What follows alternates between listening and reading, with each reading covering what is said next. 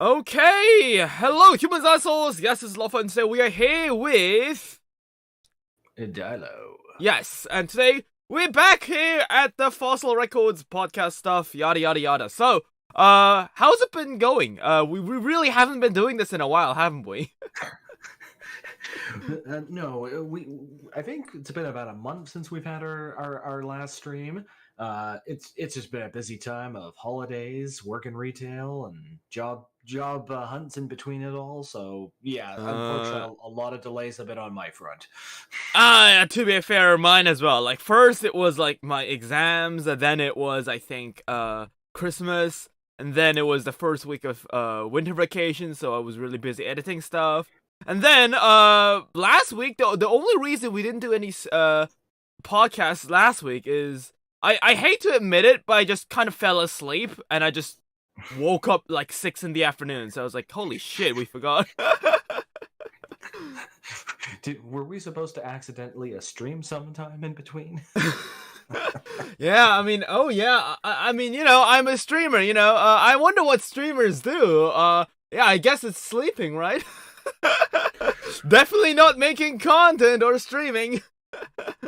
But yeah, so have you heard about any like new dinosaur stuff news on the news front?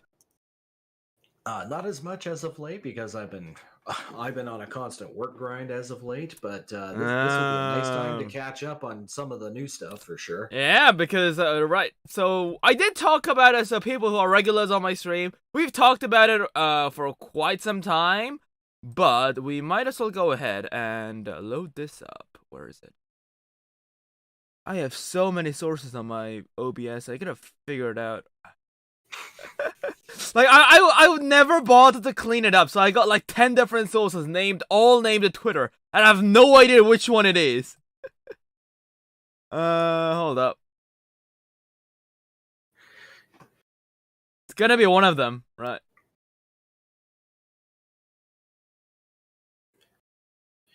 You have several different feeds of Twitter. How many Twitter accounts can you possibly have? There we go, right? Right here. So yes, we know about the Dinosaur animated series. I think Dead Sound made that. Have you watched his series? Oh yes, I've seen a couple of them over the years. I can't say I've Wait, seen over the years? Wait, it was that long?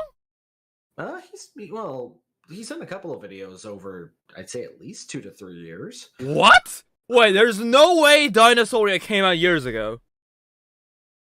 No. No. Well, unless it went by a different name, and it just happens to feature dinosaurs, I'm pretty sure it's kind of connected. Oh my god. This was 3 years ago.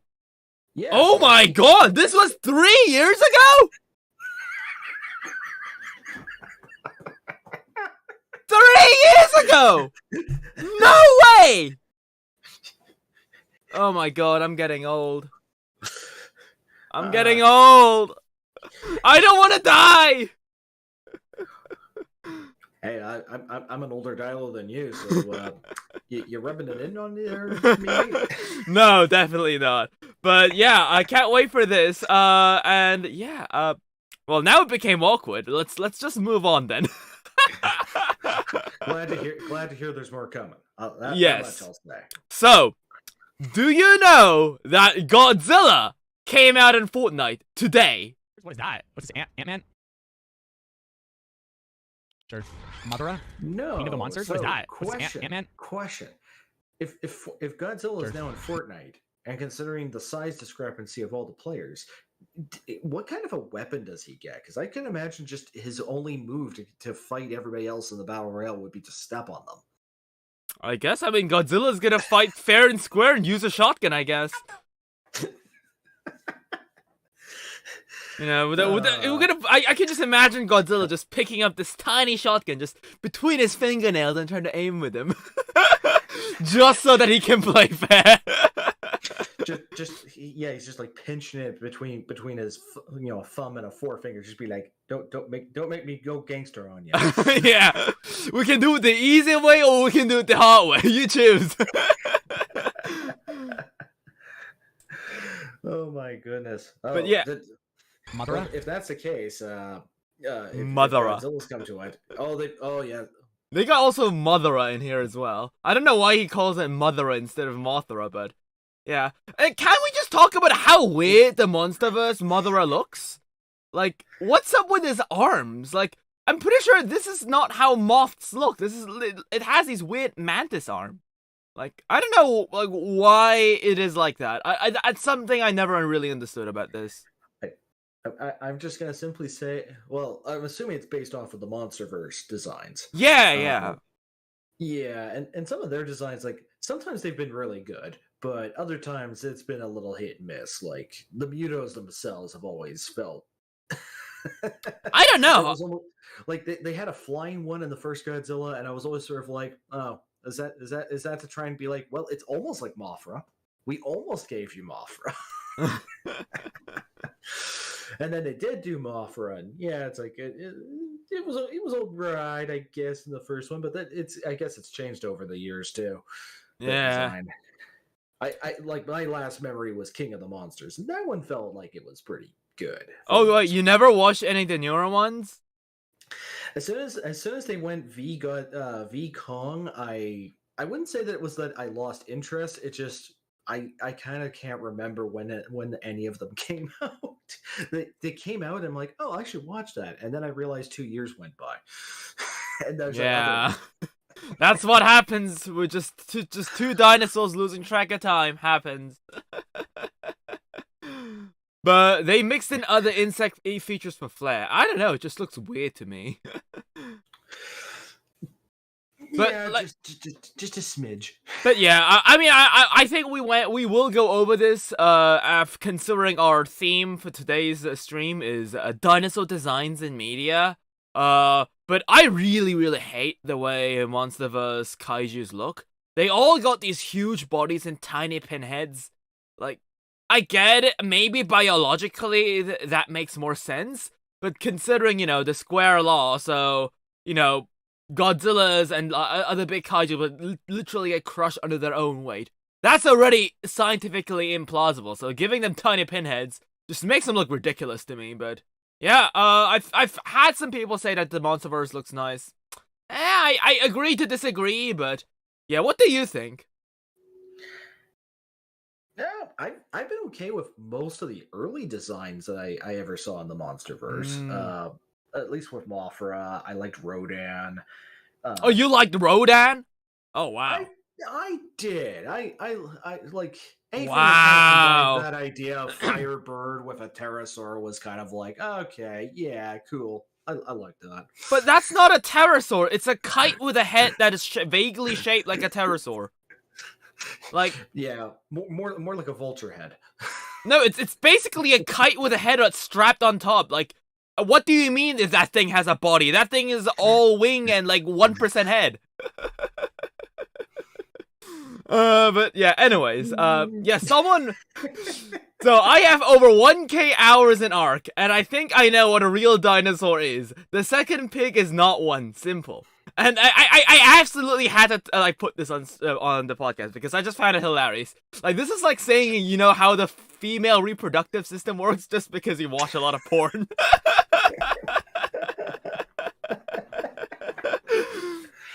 I think what was this? What was the threat about? I think. Oh yeah, this one, right? Where someone was like saying, "Oh yeah, they ruined dinosaurs. It used to look like this, now it looks like that." I don't know. Nothing wrong with that second one. Okay, maybe a little. Maybe he looks a little chunky, but he looks like a real dinosaur. Come on. Well, you're saying don't talk smack about Rodan. As I said, that's not a Rodan. That's a kite with 1% head on it. It's 99% kite, 1% head. There's no way that's Rodan. Okay, we are gonna at least spend 5 minutes debating Rodan. One aspect that I don't see people saying enough about Dinosaur King is how cruel the anime can be to the fate of the dinosaurs. Styracosaurus has this. Oh wait, hold up. You didn't watch Dinosaur King, did you? Unfortunately, not. Oh no. shit. Well, I guess we'll just skip this one. All right. Yeah, Dancing Allosaurus. Yeah. Yeah, it do be dancing. Saurophaganax is now when Saurophaganax, your arch nemesis, has turned into a sauropod, I guess. Do be dancing. And there is also this. Oh yeah. So in case you guys are wondering why I bookmarked this, I was gonna use it on I saw this on Twitter. I was like, oh, that's a nice reaction. I'm gonna use it to editing videos, and I bookmarked it, and I forgot to download it. Anyways, Prehistoric Kingdom. Yeah. I was gonna say that's a better wink to the camera than Fallen Kingdom. So Prehistoric Kingdom needs some inspiration. Here's some of our favorite build pictures. I also bookmarked this, not because I wanted to put it on the podcast, but I feel like I should get inspired by this shit, because, like, how the hell do people do this? Hey, there was one that I think it was in one of their community updates.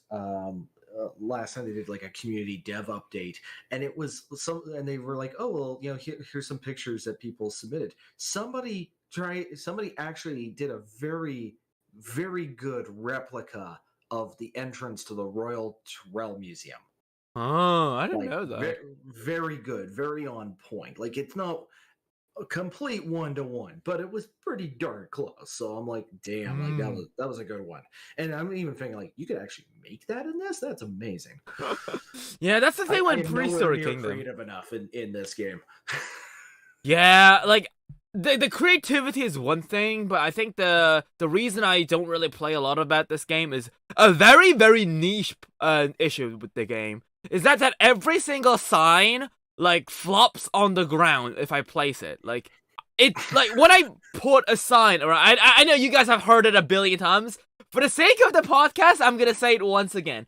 If I put, for example, like a billboard or a 3D cutout of a dinosaur, you think that the cutout would spawn standing, right?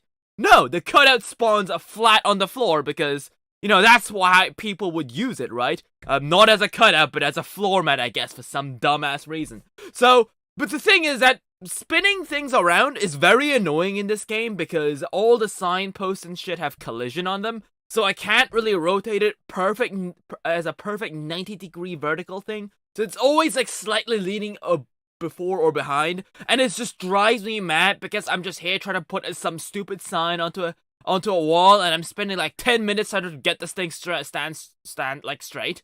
And I cannot do this. I'll say, well, speaking of like little glitches and things like that, my favorite glitch that keeps happening with every update is my master save. I keep trying to perfect and do well. Every time there's a freaking semi-major update, whether it's bug fixes or actual new content, all the donation boxes end up in the ground. Like they go straight to hell, and I don't know why. I mean, that's where donations go. Did you know? Didn't you know all those donations just go to hell? That's just hell's way of collecting the taxes. I mean, how'd you think you'd get dinosaurs back to life? Of course you're gonna bring them back up from hell, right? Where'd you think the dinosaurs were coming from? Most of them came from the ground. There's a few pieces of rocks that come from the sky once in a while, but we don't talk about those. But yeah, it's crazy how people can do this shit, because I'm like stuck here, like wondering how the hell do people do this. So I'm just happy if I actually make a pen that's like, yes, that actually is almost a perfect circle, except for that one spot. Let's not talk about that one spot. So yeah, this is another one that I found quite interesting. So this is so if the rule for reconstructions in most paleo pieces was reversed regarding fish being overt this time, this is what it would look like if you fuck up your shocks. It's really bad. I mean, to be fair, right?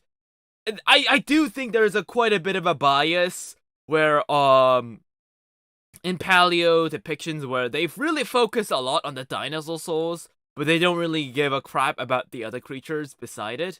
It's just like a random lizard. It's like a random fish. There aren't that many art pieces where they actually put in the effort. Well, usually, like half the time with other things, they have to be there. I wouldn't say they have to be, but usually there's something that really stands out about them in some regard, maybe anatomically Mm. speaking, or there's a sort of, I guess you call it hype behind it, I suppose. Like, I always thought of, like, all of a sudden, like in the 2000s, Anomalocaris became quite the poster child of, like, hey, that's a big scary thing that used to live in the ocean. Because it's two tentacle, the design at the time was like two tentacled maws and this sort of like floating, I don't know what you'd call it, millipede in the water. I That guess. that was how they were trying to depict it and be like, oh, isn't this so cool? And it's like, oh, okay, you get to stand out, but there's like probably like 27 other versions of that still live in the ocean that nobody talks about. I think the funniest thing about Anomalocaris is that it's basically like a giant ass primitive lobster. Like, if Anomalocaris would exist today, I don't think anyone would be afraid of it. We'd be going after it, trying to eat it, I guess. Oh, Like- yeah, that would definitely be on a menu. Like, what would it be able to do? Like, it's a meter long, it's got two of these shrimp things, and like, it's got that weird hole for its mouth. Like, what are you gonna do? Like, gum me to death? Like, suck me to death? Like, suck off my life essence or something? Like, what physical harm would it, like, be physically able to do? Like, maybe with its, like, with things on this mouth, maybe, but, like, what else? Yeah, with the mouth, I can imagine that as like inverse stingray attack. Instead of a tail going up straight into you, it's instead it glides above you and then just like yoink, stab down. Oh yeah, so Ark is apparently getting a new expansion called Ark: A Lost Colony. So yeah, by the way, I've heard the news, but I don't know anything about it. So yeah, what do you think? Oh my god, this is not just them remaking something from Ark. They are finally creating something truly new again. Yeah, I think. Okay, and they mention it's meant to take place between Extinction and Genesis, leads into the events of Ark 2, which I don't know. Ark 2 is starting to sound like I don't know. There's a few other game references I could make beyond Good and Evil 2. It's starting to sound like this mythical creature. Yes, we are still working on Ark 2, and I'm like, I don't know. You said you were working on that 3 years ago. I think Ark 2 is going to be like that mythical 2030. Yeah. Turn of the new decade. Now here's Ark 2, just when you finally gave up hope. I'm gonna be honest, right? I have zero expectations for R2, and I don't even think it's ever gonna be released. Like, it's gonna be bad on release, right? Like, we know that, like, for 99% sure. But like, I don't think there's anyone who's still waiting for R2 that's not an Ark YouTuber. Fair, because they themselves, like, Wildcard's been confusing everybody about it anyways, because they're like 2022. Oh, we're announcing it for 2023. Okay, 2023 rolls by. Okay, well, we might get around to it towards the tail end of 2023. Okay, that's fair. And then all of a sudden, oh well, we're remastering Ark. Ark 2 is delayed indefinitely, like as if, oh well, never mind that. Put that one back under the rug. And pretty much up until like this tweet, I don't think they've even brought up Ark 2 as a thing that exists anymore for the last year and like at least 15 months. A year and a bit, almost a year and a half. They have not mentioned Ark 2 since then. So Oh yeah, definitely. I'm amazed if they ever will get there. If they do, I think it won't be this decade. Yeah, will not be this. Yeah, I don't think so. Like, because I've seen like the roadmap for Ark. Apparently, they made a roadmap. I'm actually looking through the Twitter, trying to find the roadmap, but I just can't find it. So, well, I mean, it doesn't really matter because they made a roadmap earlier this year, and I mean, not earlier this year. I mean, like last year, I guess. But then they made another roadmap like last week or so, and they look nothing alike. So. You know what? I mean, it's gonna change eventually, right? So who am I kidding, right? I like even just the announcement of the Lost Colony. It's like, okay, I believe they are making it technically, but at this rate, like I'm kind of thinking half their announcements could be, I am currently imagining a map in my brain. Give me cash. But at least as far as like them trying to do a new map for Survival Ascent, it's like okay, fair enough. But there's outside of just that fancy little cinematic, which is just them, and that's all they're touting. They're not even telling you anything about the map so far. It's like, well, okay, nice logo, but let's come back in a year when you actually have something to tell us. Yeah. Apparently, they are gonna they can indefinitely suspend like the Lost Island and stuff for the Colony and Crystal Isles. I think I'm not quite sure. There were like 2 maps that they just completely got rid of on the roadmap to make space for this. So yeah, I don't know. Which two are they talking about not doing? I don't know if it was Crystal Isles, but I definitely remember Lost Island not being on the roadmap. So Oh, that's unfortunate. If only because I always did like our little cinema crops. cinema crops. Yeah, I call them cinema buns for Uh, I always say cinnamon buns for some reason, but I'm like, yeah, cinema crops. Yeah, I love those guys. That was the best thing they put in that map, hands down. yeah. I think it like. Have you played Extinction? It did come out. No. Like, no, you did No. not. No, I never even got around to Extinction. I've never actually played too much of the DLCs. I've usually been a free map player, so eventually I got This to is enjoy free. things from Extinction. I'm pretty sure Yeah, Extinction like is free, right? Well, like from Survival Evolved, yes. Oh, So, you like, don't have ASA? No, I am not. Oh, you don't. I didn't know that. Right. I think you told me No, something about that, but I'm not so sure if you stopped playing it because of your PC or because you didn't have it. Right. Well, my PC probably will have an aneurysm. It's barely handling Survival Evolved as it is some days. I also just genuinely don't like the principle of like, Survival Ascended should have been free. I'm waiting for my free updates. That was the promise. So so this is another thing that I want to do. So like a month ago, there used to be a trend on Twitter, like which is like I was gonna do this on our podcast, but then well shit happened, so now we're like a month after this. We're like a month late to this, but the one friend that's too Dino Nerd, and that just opened up so many discussions, and I was like pinning the shit out of everything just so we can talk about them. So, well, let's go ahead. Let's take a look at what these people said, right? So, here's one more. Dinosaur fans never cared about... Oh, whoopsie daisies. Now we gotta go all the way back down again. Hooray. Yes, where is it? Dinosaur fans never cared about accurate dinosaurs and Jurassic, only accurate theropods. Retro Stego will get infinite passes, but God help you if your raptor's manus isn't directly aligned with its anus. That's a wordplay.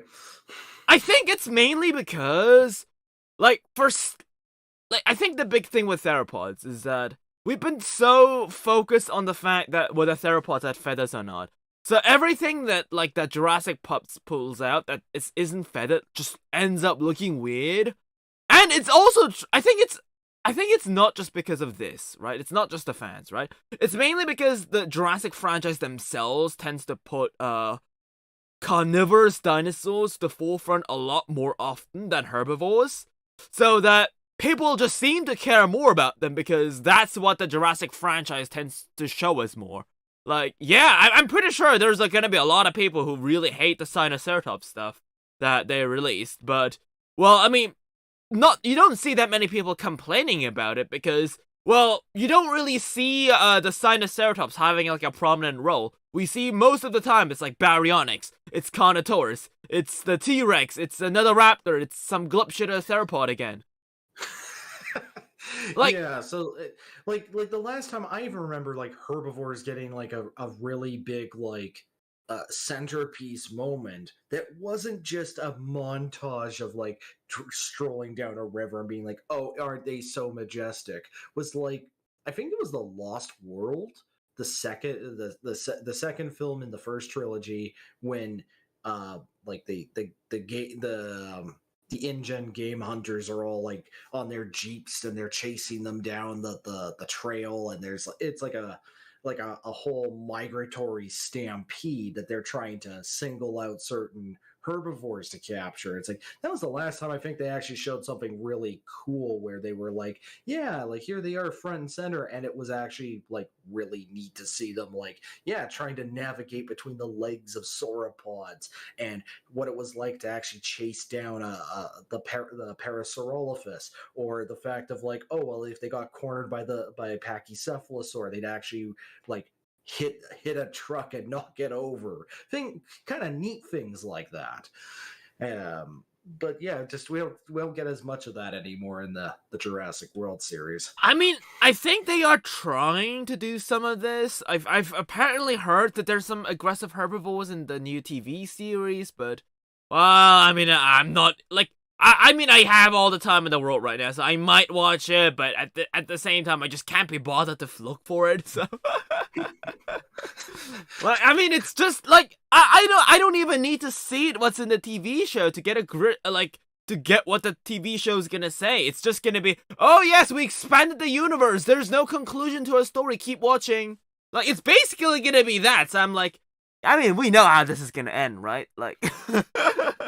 Let's face it, every franchise at this point has become the never-ending story.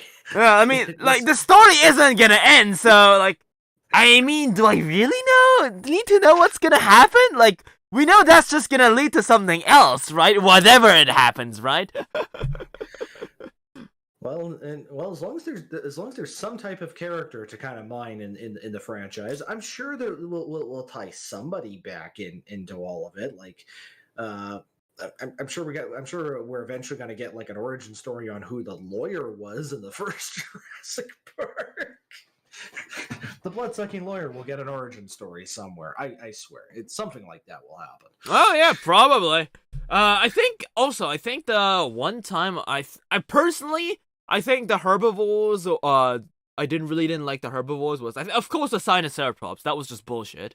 But I think the real big main herbivore that did something in the franchise in the modern day, I don't know if you've watched it. I honestly, even if you didn't, I wouldn't blame you. There's that weird Ouranosaurus scene in Camp Cretaceous where the Ouranosaurs are aggressive, and for some reason those dinosaurs had like human-like teeth. Because we know how hadrosaurs look like. You know how they have these giant plates alongside the top of their heads, which they use to like grind up food, right?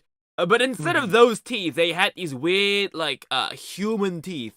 Like, they had, like, human molars, so that was, like, just really weird. Like, it's just uncanny in a sense, but, like, because, I guess that's because it had, like, a prominent role, so it becomes very obvious, but yes, I honestly disagree with this. It's not because people care less, it's because the Jurassic franchise shows them less. So, it's just, they don't really stand that out. Mm-hmm. Right, so next one. Oh yeah, there we go. So speak of it, those are the Ouranosaurs.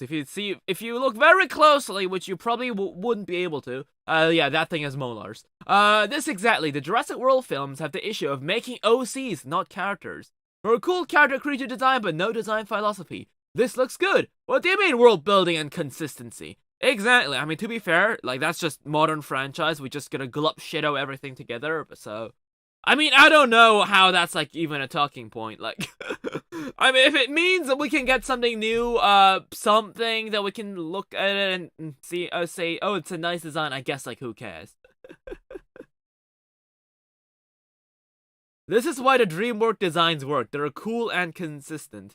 I mean, if you look at this, right, okay, I gotta hate how the bookmarks keep, like, stretching everything back, but, yeah, this is a big reason why the Jurassic World dinosaurs, and especially the theropods, fail. It's at the point where the Indos look like more like real animals, and the real animals look like genetic monstrosity. It is visually confusing, lessens the Indos' impact, and it's just lazy. I mean, I think they don't really care whether the Indominus was impactful anymore. They only care what's coming new, right? Like, I don't think the Jurassic franchise would care about what came before it, right? As long as it just doesn't make them any money.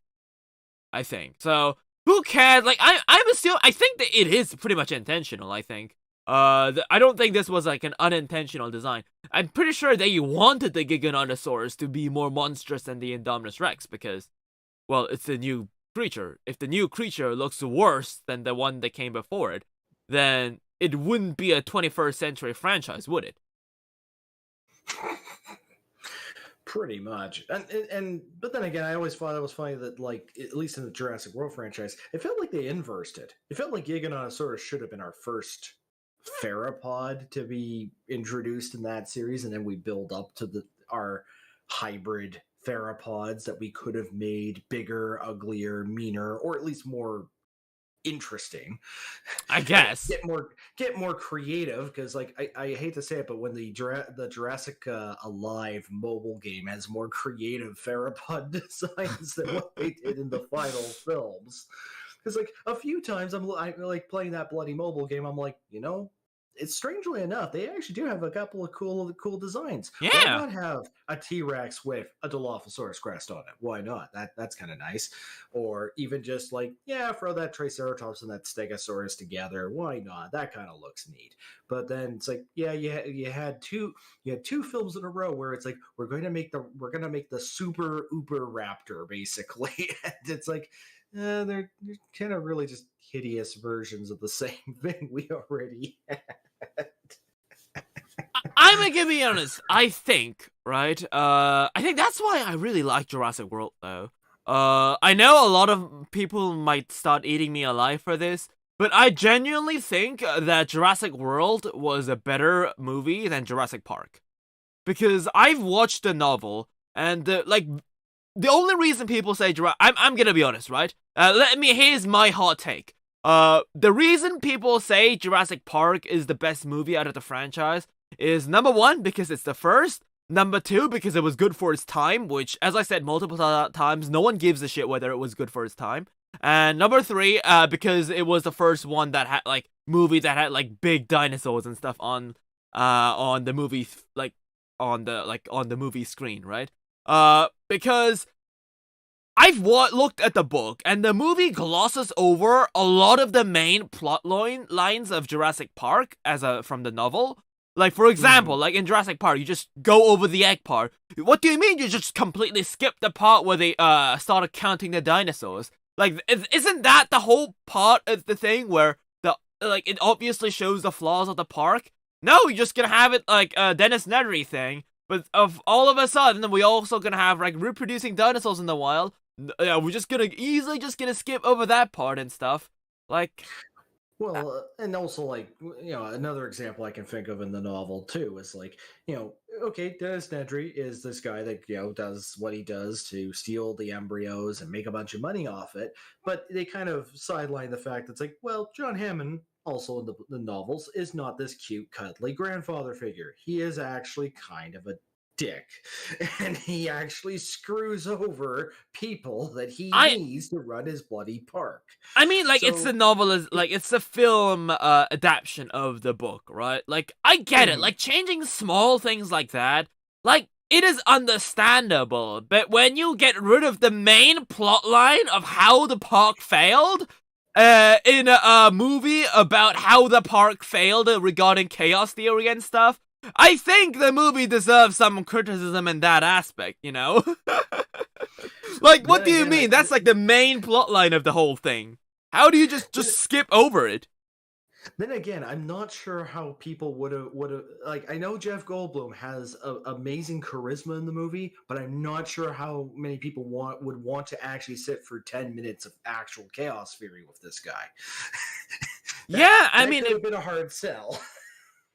I guess, but you don't really need him to keep talking about it. That's what I say. I do really think that the dinosaur counting stuff, that I feel like that should have been in the movie. I really do, because that is the big plot point, twist of the book, is that Dennis Nedry isn't even the guy that made the park fail. The park was already doomed to fail from the start, and that's just chaos, but you don't I pretty much think that Jeff Goldblum talking about chaos theory in the car with the water droplet running down the hand, I personally think that was already a good explanation enough. I don't think he needed to go any deeper in that.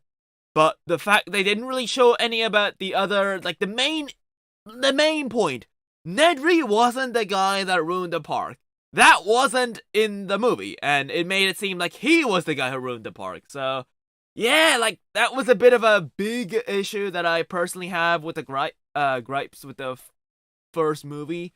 And I think also the reason I like Jurassic World was that since Jurassic World Fallen Kingdom, this is basically Dinosaur Avengers, right? There's like the story never ends. There's always new stuff. There's more glup shitter coming out every week. But with Jurassic World, I do feel like they did a pretty conclusive story. They built it up, they revealed it, they killed it, and then the park ends. Like, there is like no, oh, guess what? There's like this huge secret dinosaur living beneath the park that was just frozen all the time. No, there's no stuff like that. I mean, Camp Cretaceous just completely ruined it, but that's besides the point. Like, the movie itself, I think it was a very movie that had a beginning, a medium, and a conclusion. Yeah, that isn't really based off anything original. I think it was a great way of revitalizing Jurassic World as a franchise. Yeah, that is the reason. Like, there is like no like book for Jurassic World that they base it off of. So there isn't even the issue with Jurassic Park where like they gloss over the main plot point or something. So personally, that's why I think Jurassic World is like the best Jurassic Park franchise movie here. Jurassic World.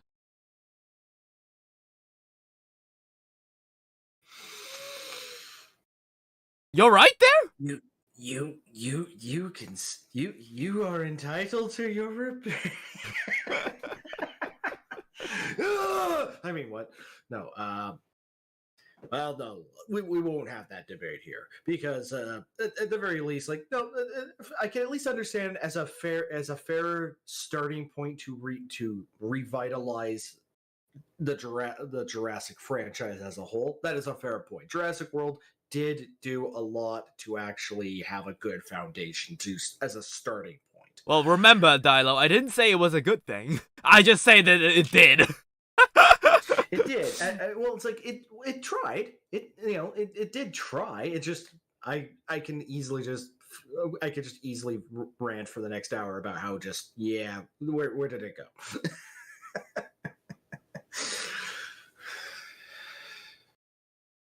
The quote retreats I've seen of this have made it really apparent that dino nerds are each other's greatest enemy.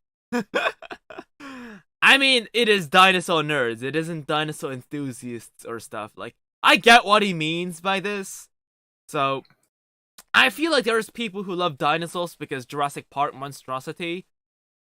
And there's people who like dinosaurs for the actual animals and for what they are. And here's the thing, right? There is a third group of people that take a pleasure in the fact that it's a bit of a snobism, I think, where they know that Jurassic Park dinosaurs are wrong, but they get their thrills off the fact of pointing that out, and therefore Jurassic Park, I think it's more of a purity complex that some people have. That they're like, oh yes, you really like that dinosaur in Jurassic Park, right? Guess what? It looked different now. Like, I feel like there's some people who take pleasure in pointing that fact out. And I don't know, those people have never really, that never really sat right with me.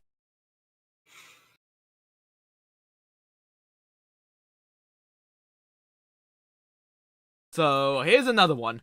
Don't mind if the dinosaur designs aren't completely accurate, but it's a problem when it's an ugly design or looks nothing like the dinosaur it's named after.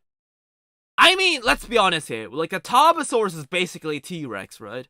Like, yeah, there's some small differences in the skeletal, but I think it's, like, I don't know, maybe I might be getting Tarbosaurus wrong, right?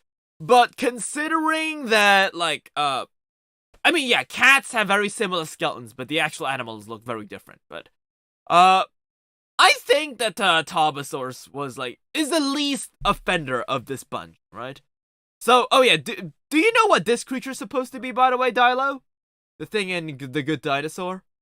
Jesus. Well, I always kept thinking at like like whenever I kept thinking first glance, like oh, like I look at the side spines and going like oh that's like Styracosaurus, but then I'm noticing the two horns above the eyes too, and it's like so which yeah, I cannot say which one they're supposed to be drawing their inspiration from.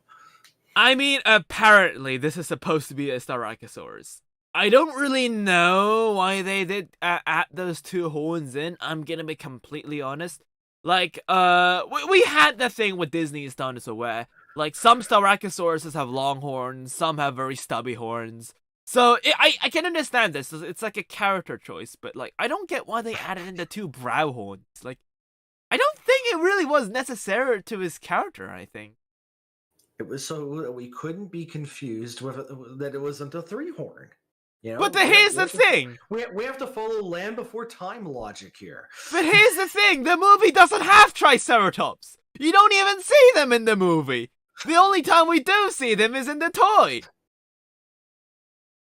Yeah, so you don't get confused. Fair point.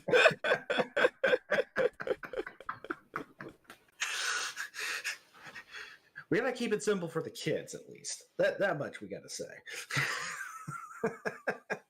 I guess. I can already tell who top left is. Oh, Deinonychus. Deinonychus of Jurassic World Evolution fame. I am so afraid of Durango because Durango has in the trailer, right? Do you know what Durango is? Oh yeah, shit. Is Durango coming out this year? Oh wait, fuck, it might be actually. Oh, I'm so excited for it. So Durango is this Korean dinosaur RPG that's like really crazy fun. It's one of my favorite games of all time. And they had a reveal trailer for it. It's not showing any in-game footage, but there is a raptor that doesn't look like this, but it has a crest. And Durango Wildlands was we are going to be talking about Durango Wildlands today anyway, so we might as well talk about it here. It's a game that had very unique creature designs. Like, it was like nothing like you've ever really seen. Most of the creatures, like, they didn't base it off of like any public media depictions of dinosaurs. It's like they look like MMORPG creatures, because they have some funny, wacky proportions, like raptors having giant claws and stuff to make it a bit more cartoonish and stuff. But like they did their research, and you could see that they put like actual effort in making the creatures an Korean MMORPG fight versions of the actual animal, and not a MMORPG version of the concept of a dinosaur, like a Deinonychus. Because the Deinonychuses in that game were like feathered, they were colorful. But in the trailer, they had a weird raptor with a crest. And because they apparently also ripped off the Jurassic World Therizinosaurus in the trailer, to be fair, the original Durango Wildlands game never had a Therizinosaurus, so I could kind of imagine, yeah, but like seeing the raptor with a crest, I'm like, there's no way that that's gonna be a Deinonychus, right? Because the one in the game, the first game looked amazing. That one looks like dog shit, so... Wait, hold up, you don't probably know what I'm talking about, right? No. Wait, so you've never heard about Durango Wildlands? I have not, no. Well.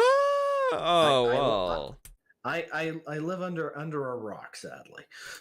I mean, we might as well show it here. It's a very comfy rock.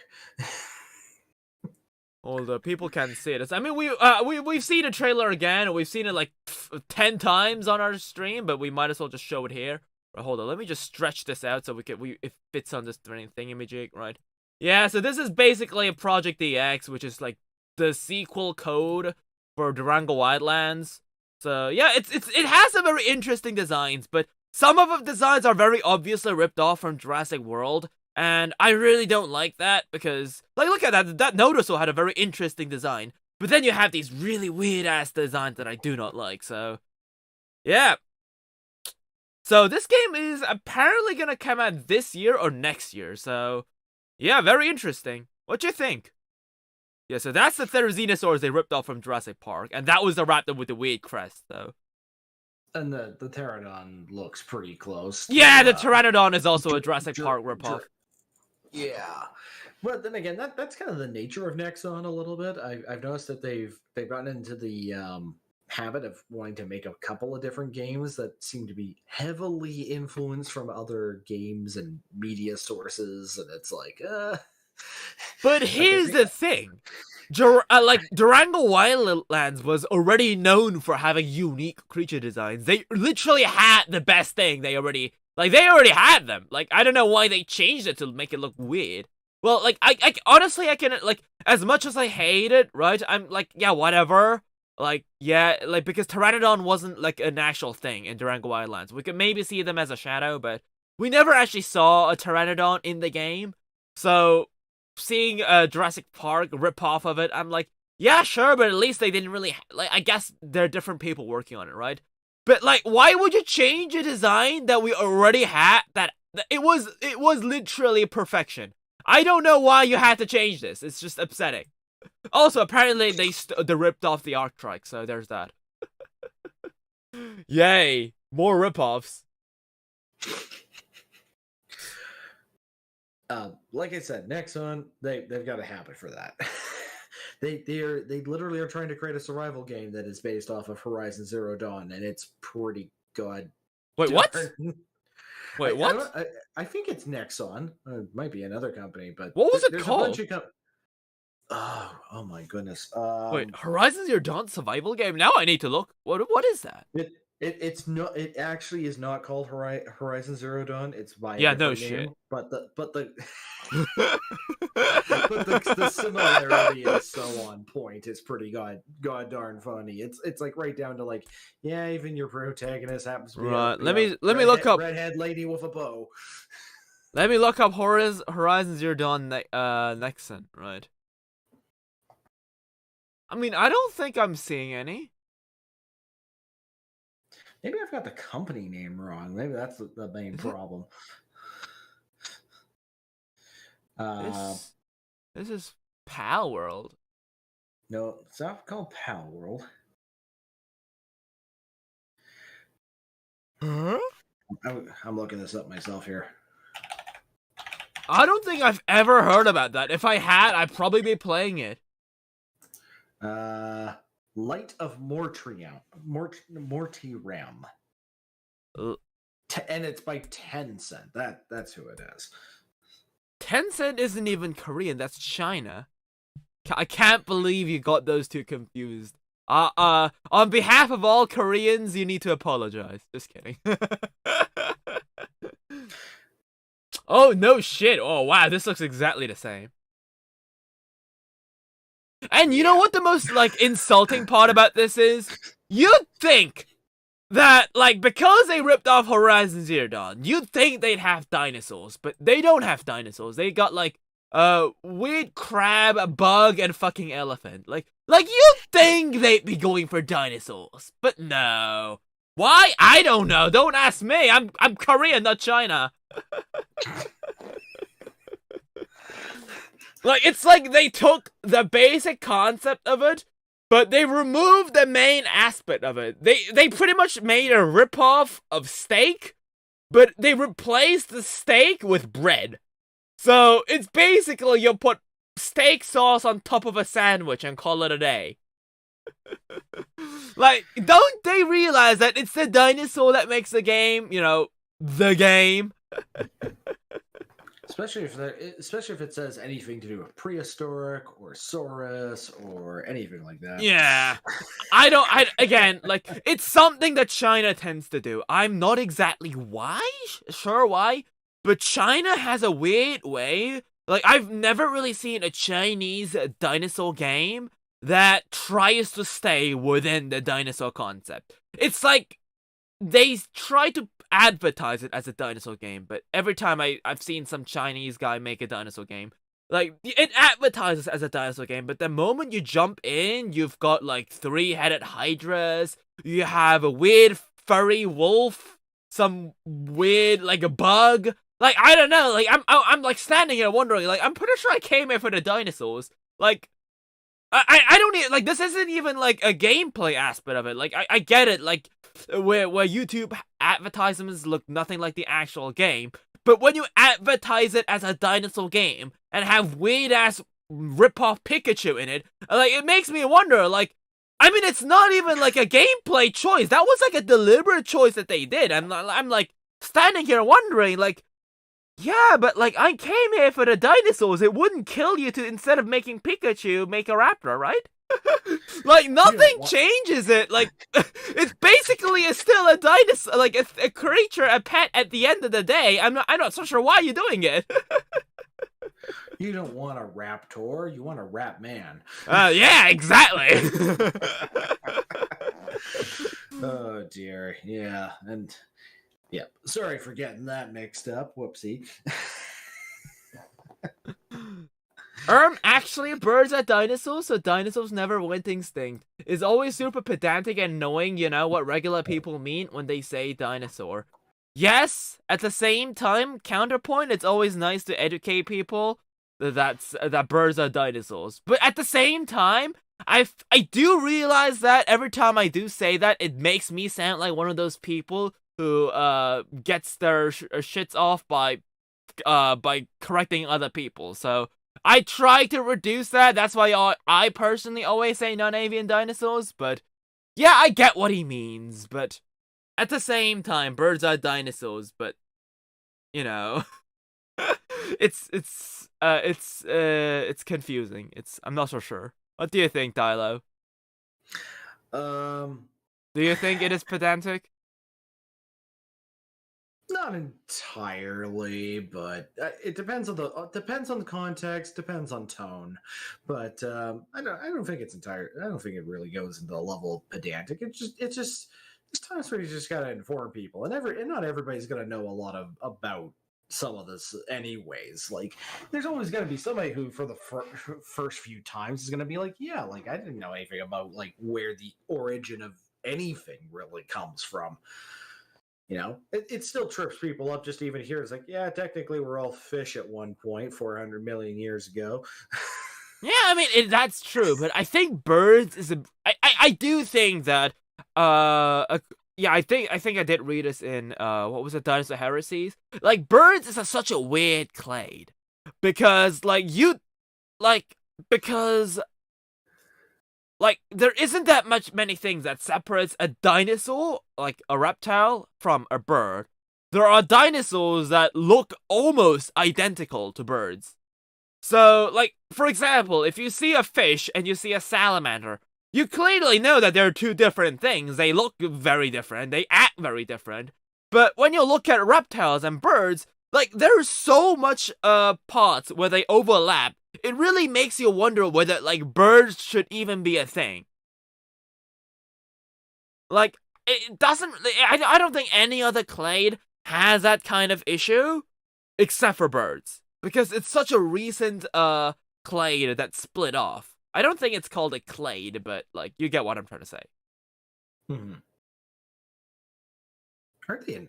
Yeah, clade, order. Family? Orders, families, clades. Uncertain of nomenclature. I don't know. I don't really do a lot of biology. I thought that was your stuff. I do geology, man. Hey, it was until I got hit by a pandemic. Yeah, sure. Damn the pandemic, right? Always. But whenever in doubt, blame a pandemic. It's pretty common this decade. I'll revive this pointless discussion. Just because X dinosaur is less likely to win a fight against Y dinosaur doesn't mean that it can't. For example, in a Spino versus Car, even if the Spino had a 20% chance of winning, it still means that out of 10 fights, it wins 2. Yeah, I guess. Like, I think, like, I mean, he did say it was a pointless discussion, but yeah, I really do not get people that say, oh, dinosaur fight. Like, it's, like, I get it if it's a video game thing, but you do realize they're animals. That's like saying, who would win in a fight, a zebra or a lion? Like, sometimes one wins, sometimes the other. I don't even get why that's a point of discussion. Someone is still in love with those, like, 19th century paleo art depictions of like the iguanodon stabbing the frickin' T-Rex in the neck, all ghetto style. Thinking, oh yeah, T-Rex? that's how dinosaur fights work. Wait, wasn't that a baryonyx? I could be wrong though.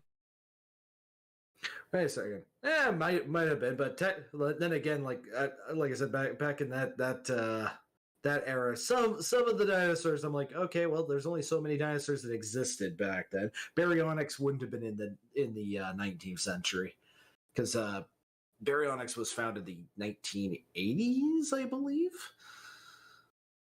So sorry, the paleo art I'm talking about, it's like all like yeah, I get what 70s.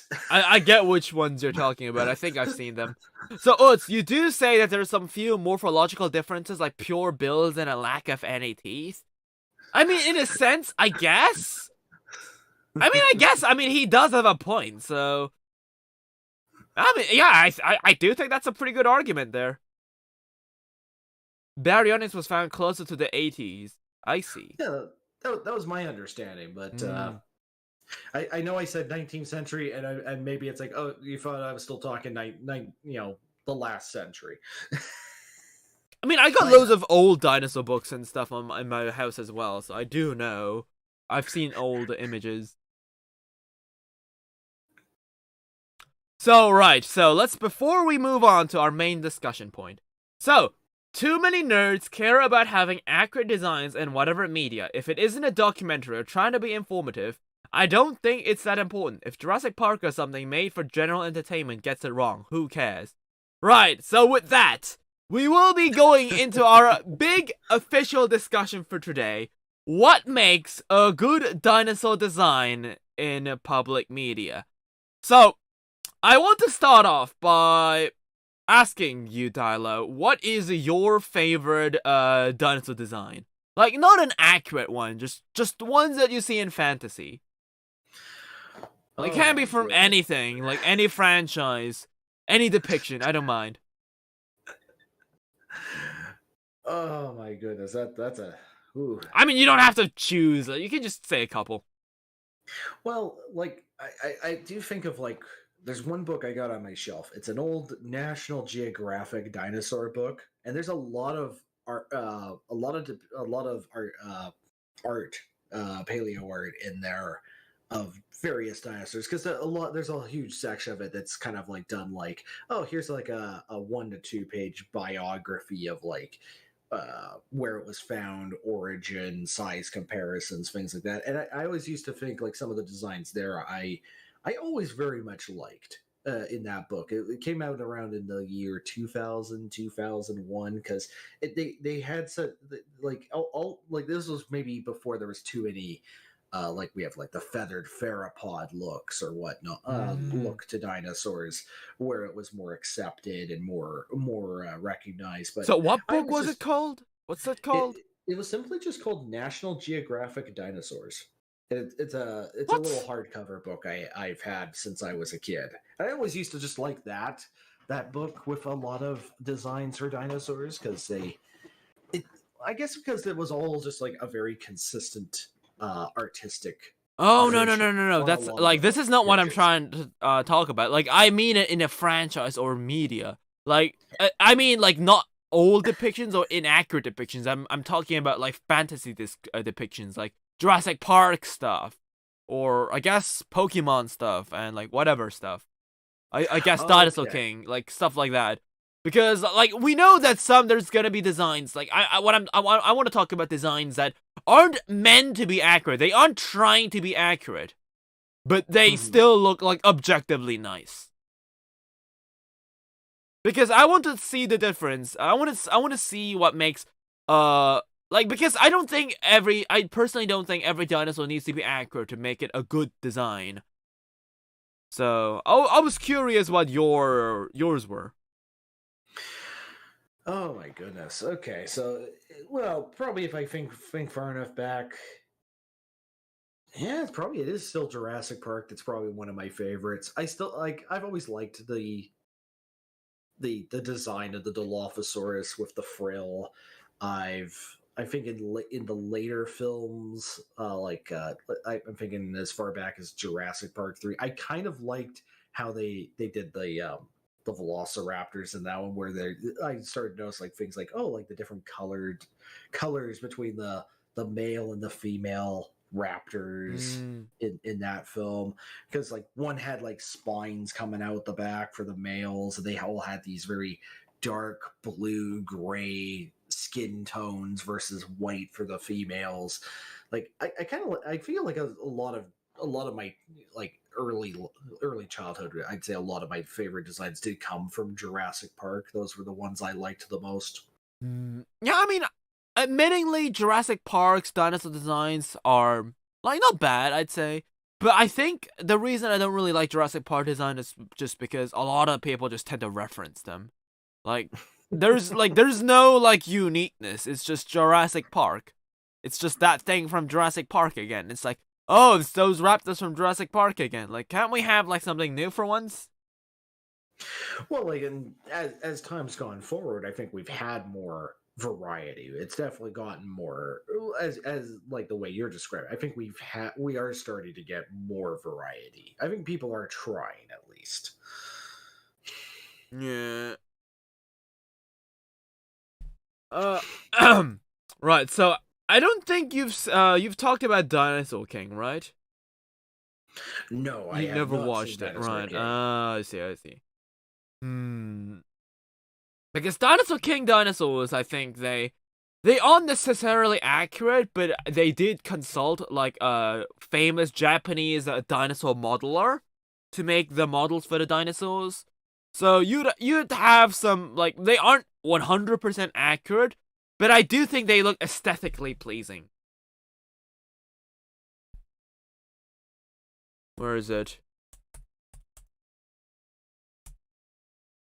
I think this is a very good one. I think a lot of people, someone made a video talking about the accuracy of these dinosaurs, and they weren't exactly like very high on the list.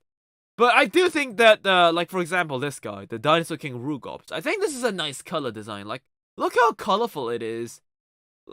Oh, yeah, I forgot. I had a green screen on this thing, so the background is, like, non-existent here, but, like, doesn't really matter. But, like, look at this. Like, the colors, the stripes, I think it looks very neat. Like, it's not exactly accurate. Rugops had much shorter legs, and it wasn't exactly this bulkily built, but I think it looks very nice.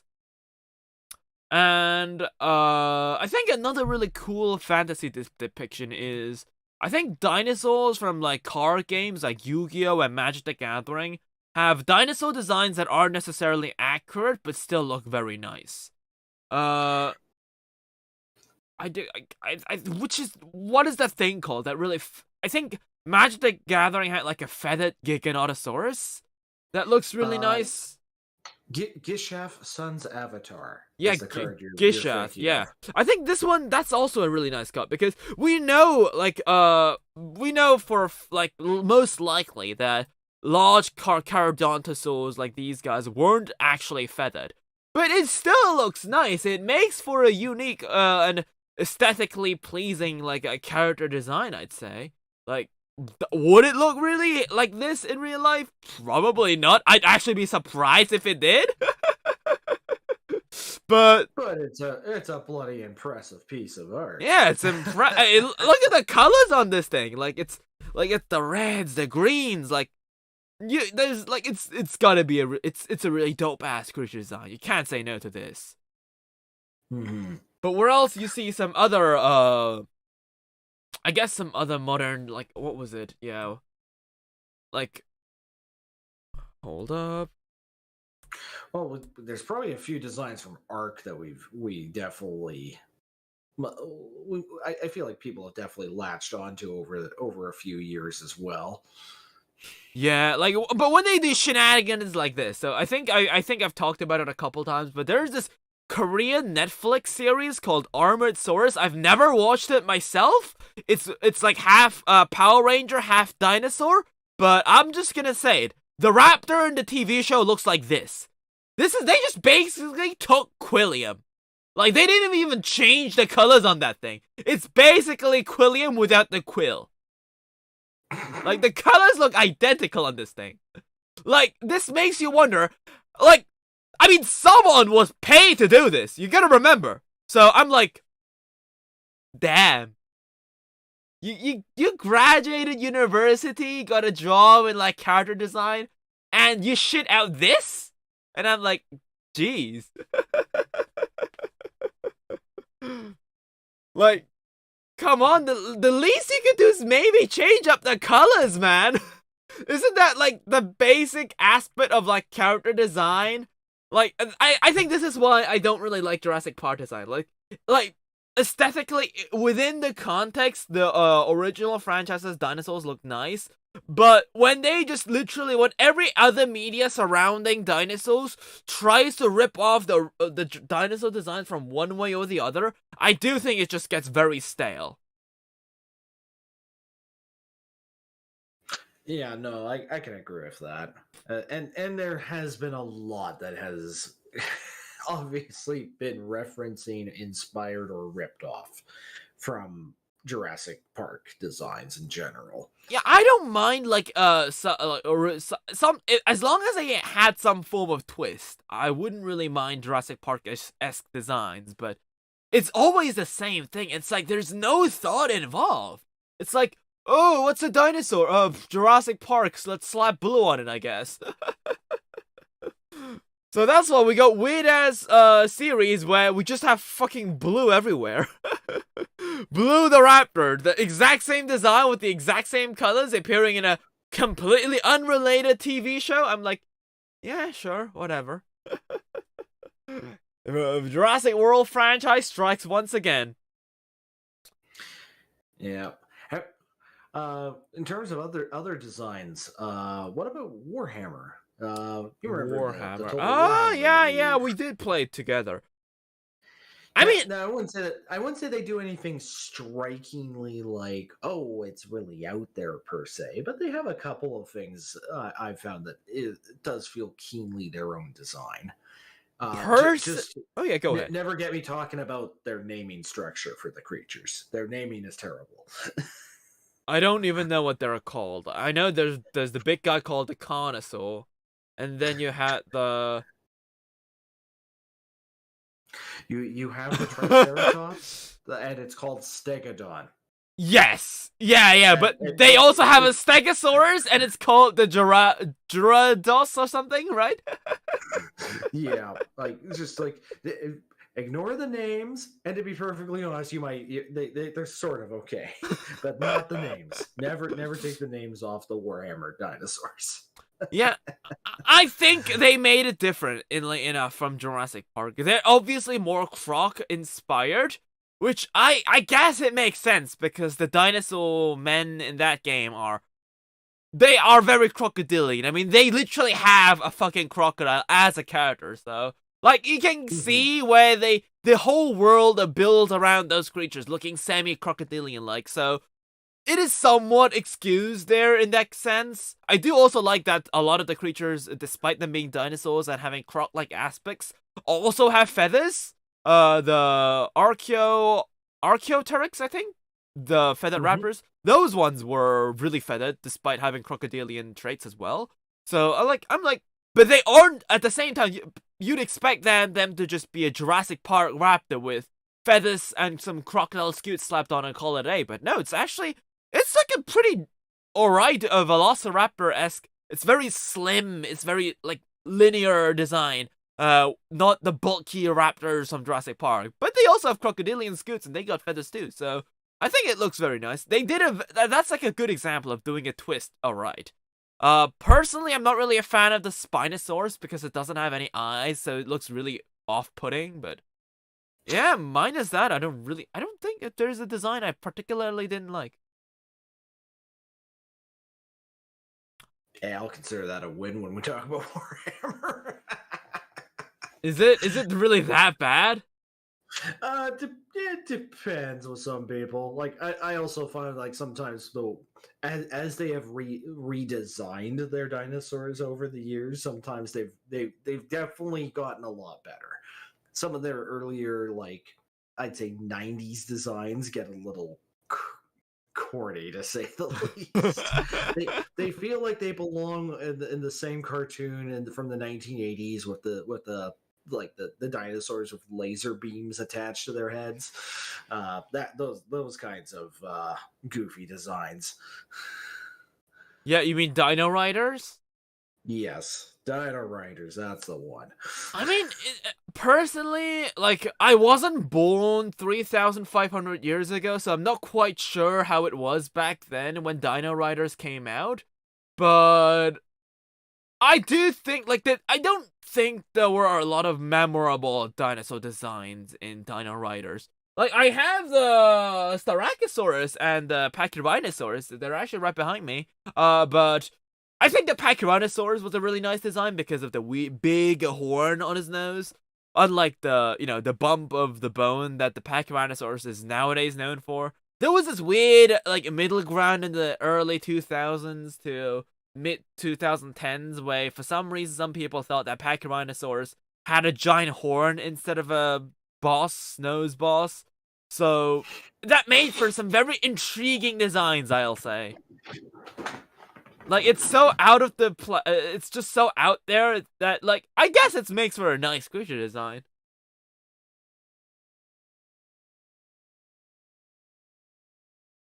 Oh yeah, Yu-Gi-Oh stuff.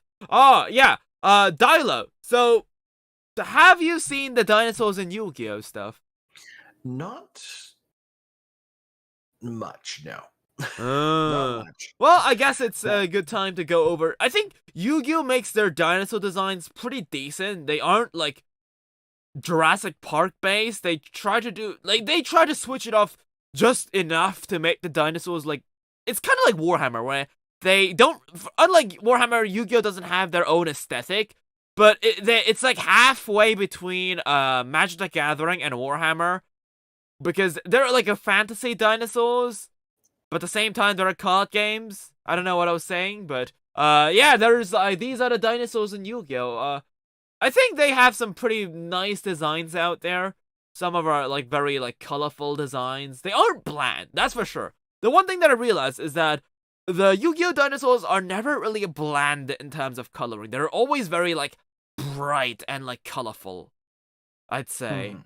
Like, for example, this one's like bright red, like magma and stuff. This one, like even like some like pretty like normal-ish colored designs. Okay, like it doesn't really help the fact that I'm using a green screen, so that the green sail just looks brown here, turning this into a pretty bland design. But you can see it, Dilo, on your end of the screen because right now, like on stream, it looks like it's got a very bland coloring because I'm on a green screen. But even like very mid designs have like very nice coloring. It kind of looks like a wad of like, green curry just kind of sits on its back. Yeah, but then we also have these really weird sauropods with like two heads. I don't know. I honestly don't know what they were thinking when they made this guy because this guy's got like two heads. It's like, have you seen like the ancient anime called like a cat dog, I think, where half of it is a dog, the other half is a cat? It's basically that, but it's like two dinosaurs. It's Diplodocus. Yeah. It's just Diplodocus, actually. It's like two Diplodocuses, but they both only have the front half of their body. Yeah, this is a weird design. Yeah, this is one of the moments where it makes you go like, yeah, what the fuck were they cooking with this? It was almost like they looked at a Pokemon design of Girafarig and was like, you know what, we can put that on a dinosaur. We can make a dinosaur version of that. What's what? What? Okay, so in one of the early Pokemon games, there's one called Girafarig. It's essentially a Girafarig. Yeah, it's essentially a giraffe that kind of has like two heads. It's a Girafarig. Okay. Yeah. It's called Girafarig? Oh. Yeah. I think I've seen this on Twitter. It looks like I thought it was called Giraffe, but I guess not. Well, they were kind of going with the idea of like two heads, the tail ends and a head as well. but this they took to quite a literal extent for the dinosaur. Yeah. A far more literal extent. It's not every day I see a dinosaur with no rear end. I think my favorite dinosaur, like one of my favorite fantasy designs, has to be like the soul-eating Oviraptor from Yu-Gi-Oh! It's like, abilities aside, I think it makes it for a very nice design. It's got the classic like Disney's like early 2000s Oviraptor body, but at the same time it makes it very like obvious that it's supposed to be like fantasy inspired as well. I think like it looks freakish enough. Like like I don't know how they made Oviraptor creepy, but like yeah, here we go. That's basically the equivalent of making a zombie chicken, but yeah. Really crazy stuff. So, yeah, are there any other fun dinosaur designs that you think should get an honorable mention, a good dinosaur design?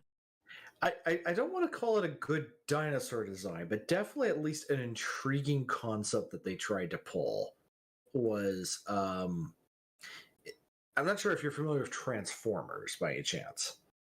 Yeah, I know. I have a couple. So a way back in the 90s, so back when I might have called myself a young Dilo, there was a version of the Transformers where it was set in prehistoric Earth, and they actually and all the Transformers take on the form of creatures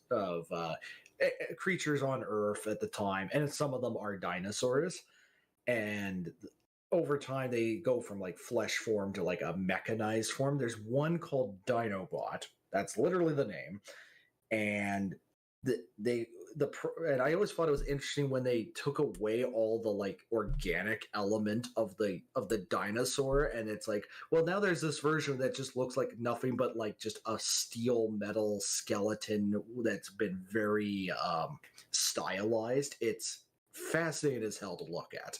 Dinobot. Although I admit in 1990s animation, it probably doesn't look good today. So, Dinobot. Okay, I'm just looking it up on Google right now. But first of all, yeah, 10 out of 10 name. Dinobot. Yeah, very, very creative name. Right, gotta say that. Right. Simple. Yeah, simple for the kids. And like, I'm just curious, what the hell is going on with the torso? Why does it have like it's like, yeah, there's the head, but then you have another head? But it's why? Kind of like split a little bit to form like the head as the chest, but it's But you already have a head on the chest. Why is there another head? It's not even like the thing that's like on the Transformer, right? There's the head. Huh? I imagine in prototyping the toy that was meant to hide the other head more thoroughly, but it sticks out. Oh, like this. This is that's kind of more the idea they went with, or that was supposed to go with. But you know what this reminds me of? Oh yeah, again, I don't think you watched Dinosaur King, but in Dinosaur King Season 2, they got these weird like things that they attach to their weird like I guess dinosaur smartphones to make dinosaurs transform. Dinotector is what they're called. Like I don't know what you call the thing, but like that looks exactly the thing that you put it on that thing has on this chest. The Dinotector, I guess. Toy? I don't know how to call this thing. It's if you know what I mean, okay? Like people who watch this stream, I think they got it, but so I was gonna say, like, in this design that you're showing here, this is like the first version when they had like actual like flesh bodies. If you go in Dinobot 2, you will probably see the skeletal version, the metal skeleton, and it's such a freaking whacked design in comparison. Oh, what is this? What is this? It's like he got flayed. What? I mean, admittingly, it doesn't have a giant ass weird chest thing. I mean, that I guess that makes it a bit better, but like, I'm not quite sure. I don't know why it's called Dinobot though. well, it's like the first one was more Dino than bot, and then this one is more bot than Dino. Oh, yeah, I think I remember like Grawl talking about this when we had like the Transformer talk a long time ago, where there's apparently like a dinosaur that transforms into a corpse of itself. I think was it the Styracosaurus? For some reason, it transforms into a corpse. I'm like, yeah, that's definitely a transformer of all time. Yep. But like back in the 90s, they had some fun designs for the toys and the shows that they did the dinosaur transformers with. There were some really fun out there designs. Ah, there it is. Shit, I finally found it. It's called element boosters, right? It's like these things, right? These things are, you would like put these things like on them, like you'd slap this on the back of this and it would like transform dinosaurs. Yeah, like this looks exactly what these guys have on their chest. Like just one of these like weird dinosaur booster things. Like it looks exactly the same, man. Like what can I say? Hey, maybe they all inspired each other. You never know. But it does make me curious. What makes this a good dinosaur design? Like, I get it can be a nice transformer design, but how is this? Why did you think that it makes for a good dinosaur design? Well, looking at it nowadays, the thing is, as a kid, I probably thought, hey, cool dinosaur design, just because it was kind of similar to the raptors in Jurassic Park. See, we're going back to Jurassic Park again. But nowadays, it's probably a very very dated design concept. But like I said, what I kind of thought was interesting was like when they kind of went the second version where he's more just a skeleton than he is where it's like it's become the more machine than machine skeletal version of the dinosaur. I just thought that was kind of neat when they were doing that back then. Nowadays, maybe that's not so novel a concept, let's say, because we've had like things like you got a couple of designs that are there that look like they've gone the whole metal skeleton route since then. So, here is another design, fantasy design that I definitely needed to point out. So, remember when I said Durango Wildlands has dinosaurs that look like Korean MMORPG versions of them?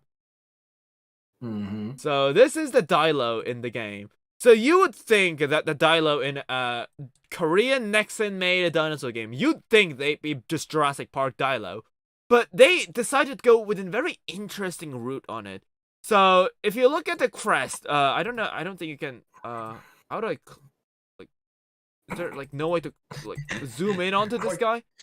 Quite the mohawk it's got going. Yeah, so basically what they did is that the Dilo has its crest, but then they gave it, like, osoderms on top of its crest, and they made, like, a sail spanning across his head. So, it basically gave it a crest on top of its crest.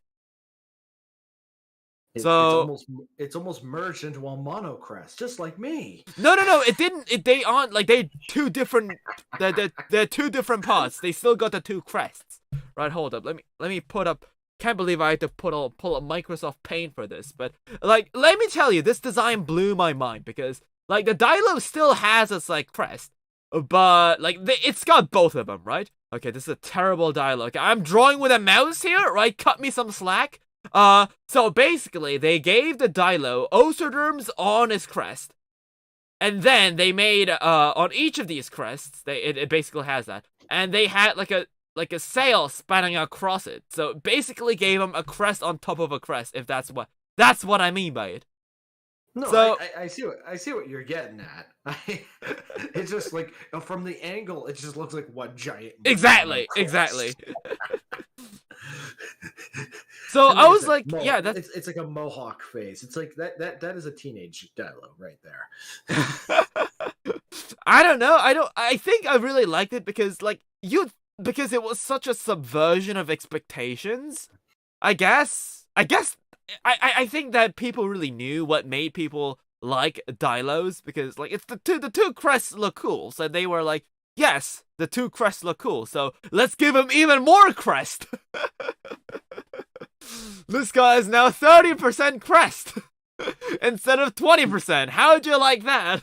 And yes, I indeed liked it a lot.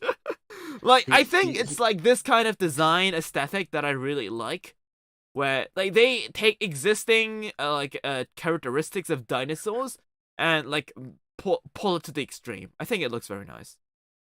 Mm-hmm.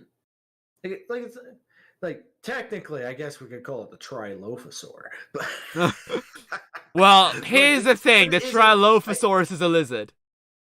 Yeah, but I do like the design. That does work for it.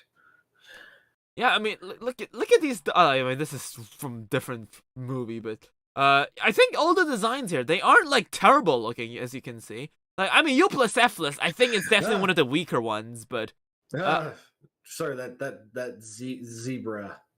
Zebra? What zebra? The zebra colors on the bottom there are a bit much. Oh, this one. Yes. It's a Zebraceratops. It's actually like a speculative evolution dinosaur.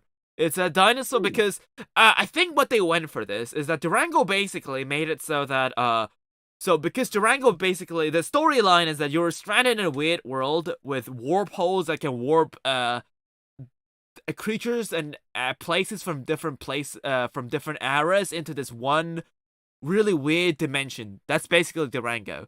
So what they went for the dinosaurs is like that we probably didn't find all the dinosaurs out there.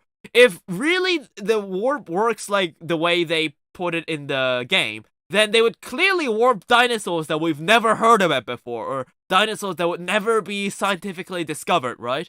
And that's why they got a lot of these dinosaurs like Zebraceratops and like Bonosaurus as well. These dinosaurs are actually, this Bonosaurus, this one is called a Bonosaurus, by the way. This one is actually a fantasy dinosaur. It does not exist. But I'd say it looks pretty believable, right? Hmm.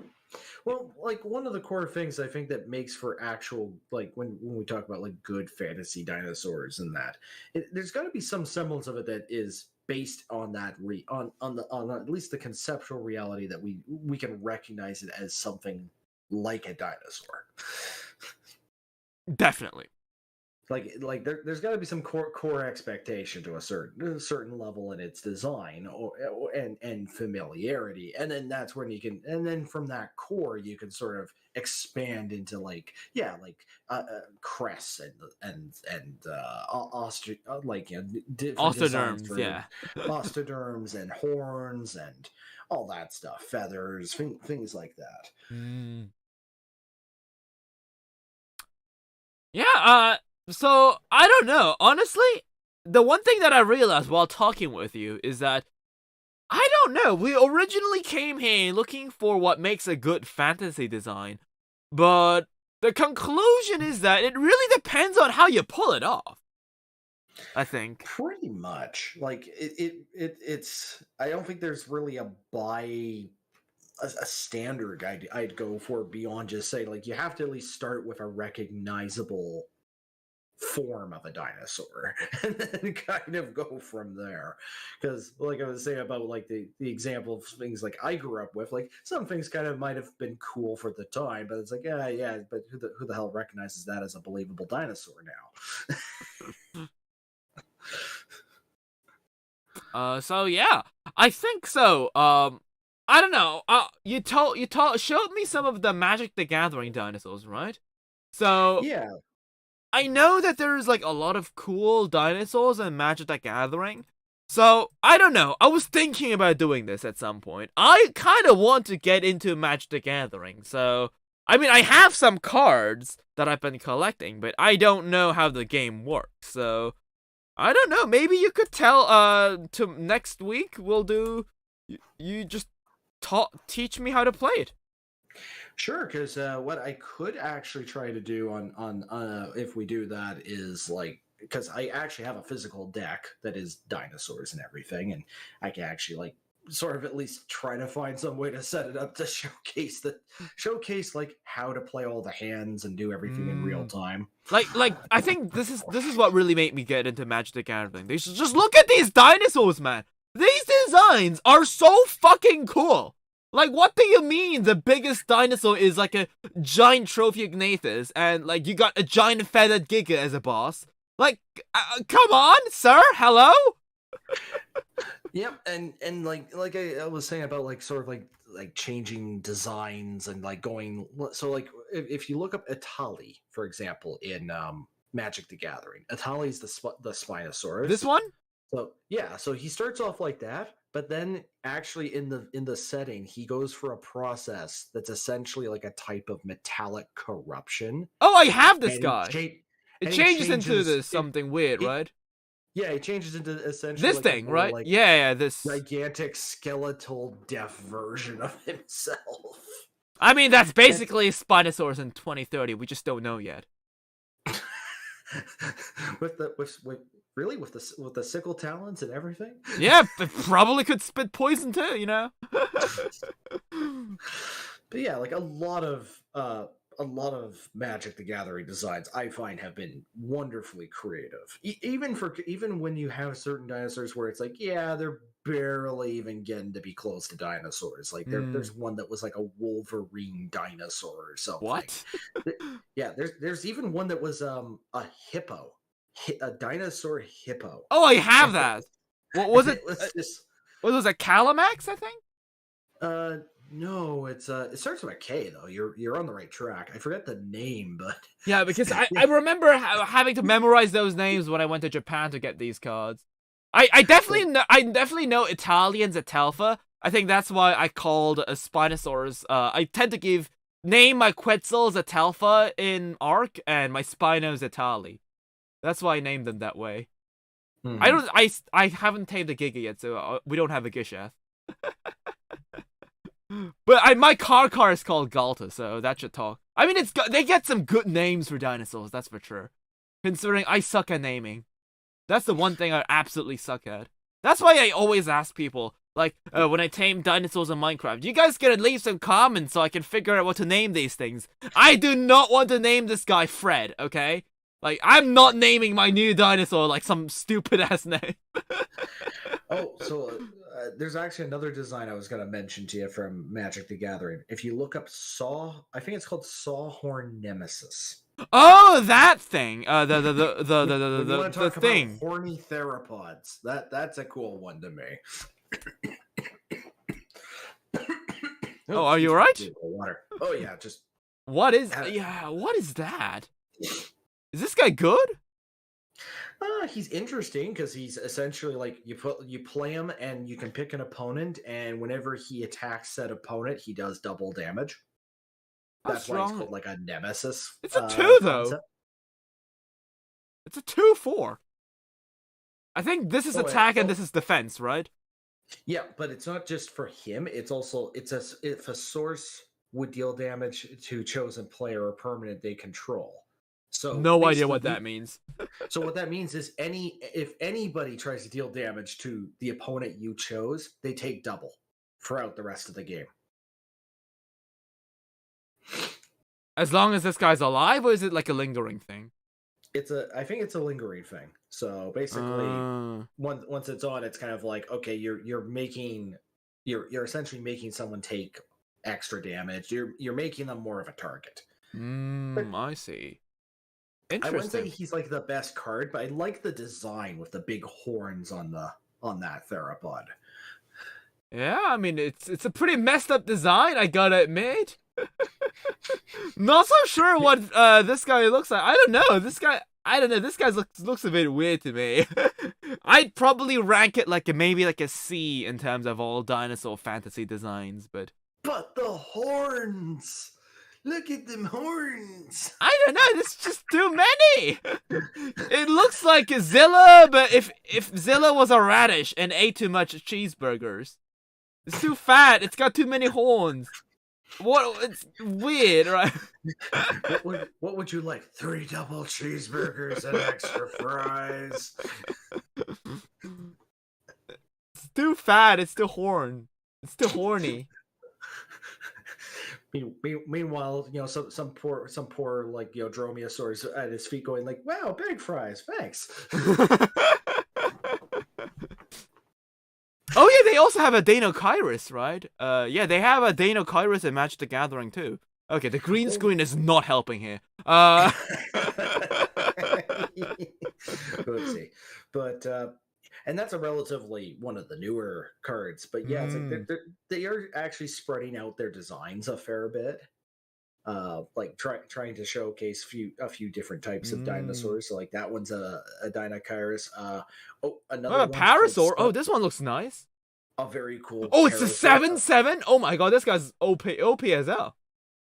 Oh, if you look up Sunfrill Infiltrator, that's another one that's like a. Oh cool, yeah, I have this one. I have this one. Yeah, I love that. That's a cool like. Yeah, that's a cool fantasy design. With the frill. Yeah, I mean, this is what I mean. Subversion of expectation. Like, I don't think you think they would put it on a Dilo. No, you give it on an Oviraptor. Pretty cool. Ooh, what is this one? This is Spino. This isn't Italy, is it? No, he's well, he's a Spino, Volborn tyrant. And he's very expensive too. I think I have him. Oh, lucky! I gotta save up my money. I don't know. He's a good one. He's a really good one because he creates copies of himself. So I don't know the power level of the dinosaurs. I don't know what tier it is. I've played Yu-Gi-Oh, but I've no idea what Magic is. I do go ahead to my local card shop and I just look up. I just search up Dinosaur in Magic the Gathering and I just buy everything that's on there. So I don't even know like what cards are good or what cards are bad. I'm like, oh, this art looks nice. I'm gonna put it in my basket. I'll tell you right now, this guy is godly. He is a gorgeous card, and he has some godly abilities because he can essentially copy himself. But hey, Dilo, it's a 6/6. Yes. The Parasol that we saw earlier was a 7/7. The Parasol wins. It's obviously worse than the Para, right? No. I see. No.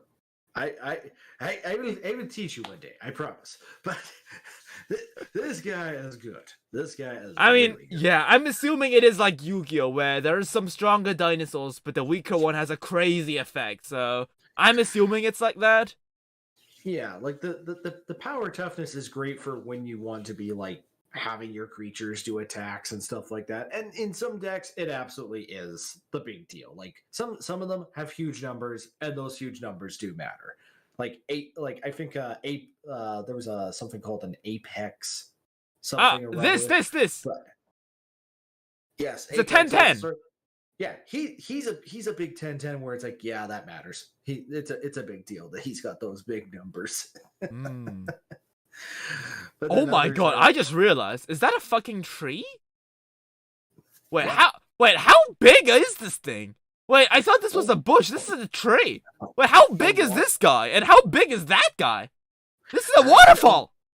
A lot of these guys are huge. Like there's another one. I think it's a Quake something Ceratops. Oh yes, I got one for my birthday for $3. Yeah, it's bigger. Yeah, it's big. If you look at the image there, it's like that Triceratops is like, or that Ceratopsian is like just dwarfing everything else. And I even like the flavor text where it's talking about like, hey, I've never heard of an apex herbivore, but yeah, this one, yeah. This one's pretty good too, right? Like it's yeah, because when you're looking down below, it's like, yeah, there's the predator, there's like the T-Rex guy going like, what the hell? Yeah, he's a big horny boy. I see. What's another one? Recommend me another good one. Oh, what is this one? This one's like, this is like the Ultimasaurus. Oh, that was kind of like he's like a silly dinosaur card, but But how? It's just a and- 3/3. well, it's kind of placed around a joke of it was from a joke set that does a lot of like shenanigan elements. So like a lot of its abilities are based around like vowels in the alphabet. Oh, Trying to playing the fun of like naming dinosaurs. wait, but doesn't that mean I can just name it Iosaurus and it would get all the counters? Yes, Why don't you just do that then? you can. There's nothing stopping you. Oh, I see. Okay, this guy's crazy because that means it's a 1, 2, 3, 4, 5, 6. So it's a 9/9. That thing beats the Parasaur. This guy's OP. Yeah, it's pretty good. Yeah, that's a pretty good. I think this Parasaur is the perfect example, right? If something can beat a Parasaur, then it's pretty good. If something can't beat a Parasaur, it's bad. That's basically what my brain is like thinking. Like what's a medium powered dinosaur? It's probably a Parasaur, right? So anything that beats a Parasaur is a good one. Anything that loses to it, it's bad. Oh my goodness, you'll have a fun time learning all of this. The Parasaur, the ultimate test of strength. I'm just trying to think other cool dinosaur designs that they had. There was I know they got Godzilla and Jurassic Park stuff. They got the fucking Papo T-Rex? Apparently so. Oh my god. It's a 12/12! Oh, because he's Galta. He's a simple. Oh, it is Galta. Oh my god. What? It's a Papo T-Rex. Okay, that's weird. Different art on all the on lots of cards. Oh. Well, I mean, I guess the Papo T-Rex is a 12/12. What can I say? It's pretty good. So I was gonna say another fun one. I if I recall correctly for design, 3-headed Tyrannosaur. I think this name is Zakama. Zakama? Yeah. I think I have that one as I remember getting something. Yeah, that one is also a one of the heads is a Paporex, I've heard. Yeah, this one just has a straight up Papo T-Rex head. I remember they had this one's I don't know. I mean, it's a 9/9, so I'm assuming it's pretty good. It can beat a Parasaur. Yeah, he's solid. He's this art looks a lot nicer though. Oh yeah, I don't think I have this one.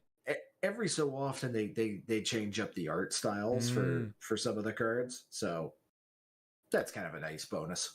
Yeah, I think this pretty much sums up what I like about fantasy dinosaurs. This is a bad design. This is, I mean, I don't really like 3 heads, but if I had to choose between those two, it would definitely be this one because, I don't know, like when the inspiration is like, it's so obvious that this is just a Papo T-Rex with 3 heads. Like, it's not even like, they aren't even trying to hide it, man. But yeah, it's a pretty nice card, I guess. The Rampaging Brontodon. It's a 7/7. Oh, so I guess this one's about as good as a Parasaur. Huh. He's way better than a Parasaur. What do you mean? Oh! So I see. So his ability is when he attacks, he becomes stronger for all your land cards, which is how you cast spells. So just to have him on the on the table alone, you need 7 lands. So when he attacks, he's 14/14. Oh shit! That means it can be 2 Parasaurs. Yes, Damn. he can be 2. He's 2 for the price of 1. Oh my! Damn, 2 Parasaurs. Who could have thought? Just trying to think what other fun dinosaur ones I've Oh, there's seen. a UT. This one. Ooh, I remember this one being kind of rare. The Trapjaw Tyrant. It's a 5/5. So why though? Oh, I guess it's can't beat a Parasaur in a fight. Makes it immediately mid, I guess.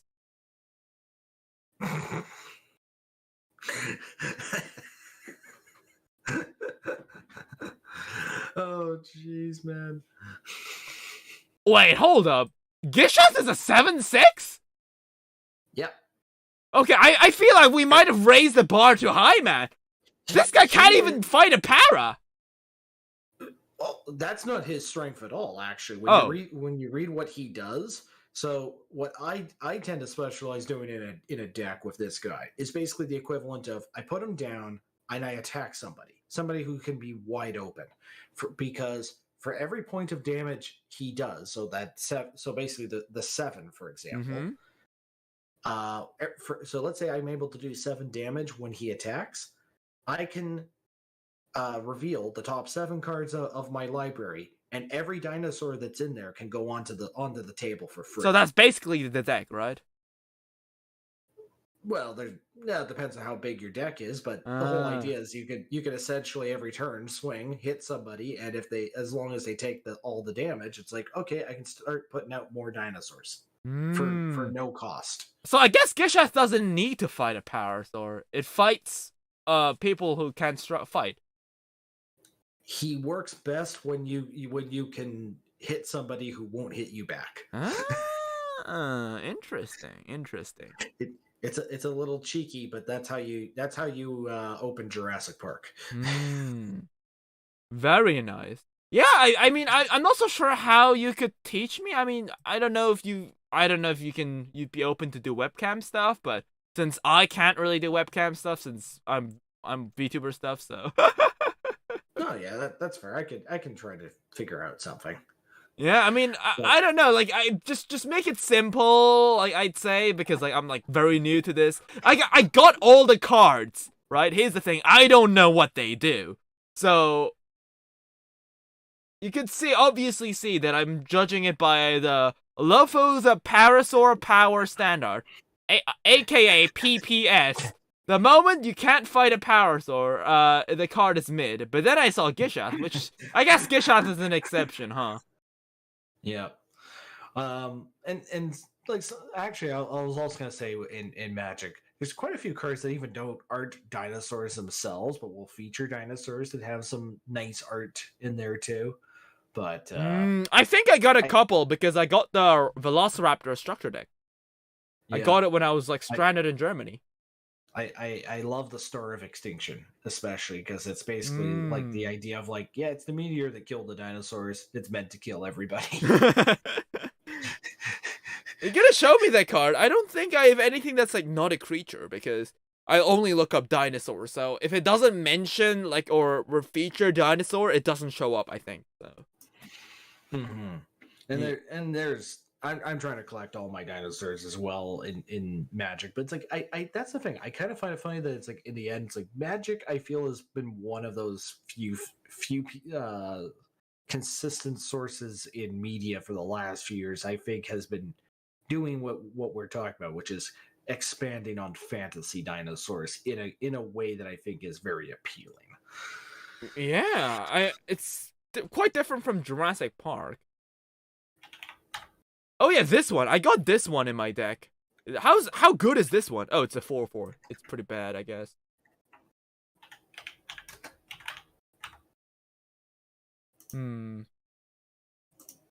Right, so I mean, we are about the 2-hour mark, so I think we might call it quits here.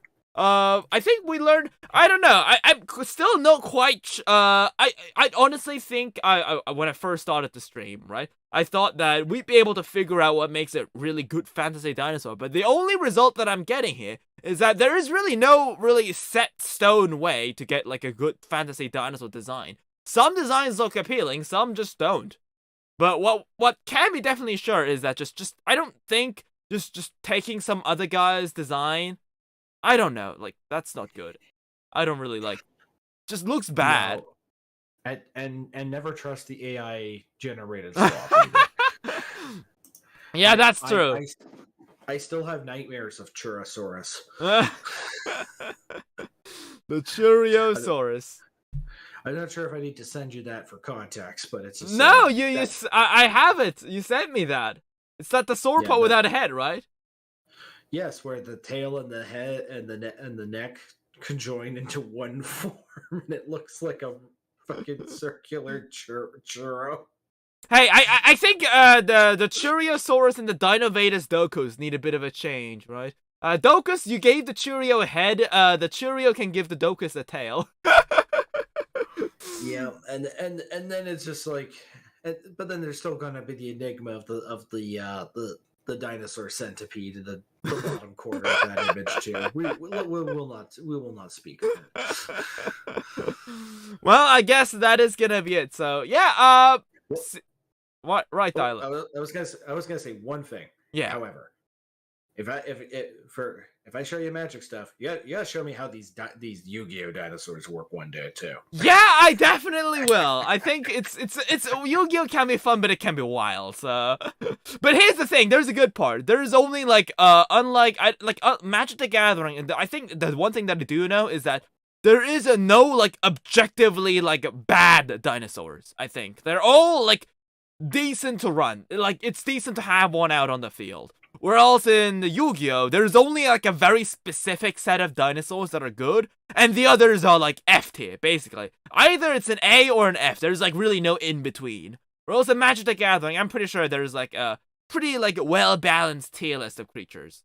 I think. Yeah, so it's definitely gonna be interesting to see how that works. So. Yeah, I guess we'll see you next week, guys. And for you guys, I'll see you tonight with something. I don't know. I guess we're gonna play Roblox or some shit.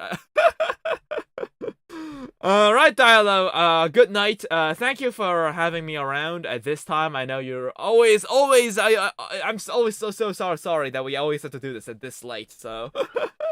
Oh no, it's okay. It's the way the time zones all work, right? Well, let's just consider that next time you want me up at 4 a.m., I'll definitely do that. So, Sounds good. Yeah. See ya. Bye bye.